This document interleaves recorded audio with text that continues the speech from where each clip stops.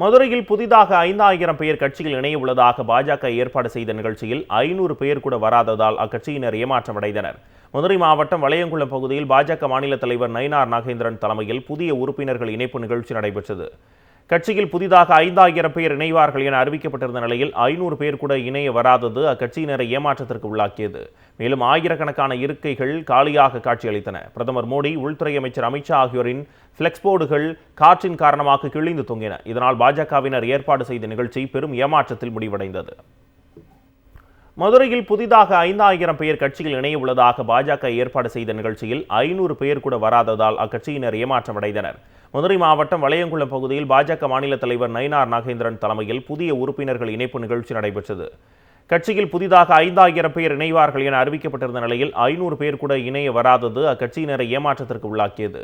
மேலும் ஆயிரக்கணக்கான இருக்கைகள் காலியாக காட்சியளித்தன. பிரதமர் மோடி, உள்துறை அமைச்சர் அமித்ஷா ஆகியோரின் பிளெக்ஸ் போர்டுகள் காற்றின் காரணமாக கிழிந்து தொங்கின. இதனால் பாஜகவினர் ஏற்பாடு செய்த நிகழ்ச்சி பெரும் ஏமாற்றத்தில் முடிவடைந்தது. மதுரையில் புதிதாக 5,000 பேர் கட்சியில் இணைய உள்ளதாக பாஜக ஏற்பாடு செய்த நிகழ்ச்சியில் 500 பேர் கூட வராததால் அக்கட்சியினர் ஏமாற்றமடைந்தனர். மதுரை மாவட்டம் வளையங்குளம் பகுதியில் பாஜக மாநில தலைவர் நயினார் நாகேந்திரன் தலைமையில் புதிய உறுப்பினர்கள் இணைப்பு நிகழ்ச்சி நடைபெற்றது. கட்சியில் புதிதாக 5,000 பேர் இணைவார்கள் என அறிவிக்கப்பட்டிருந்த நிலையில் 500 பேர் கூட இணைய வராதது அக்கட்சியினரை ஏமாற்றத்திற்கு உள்ளாக்கியது.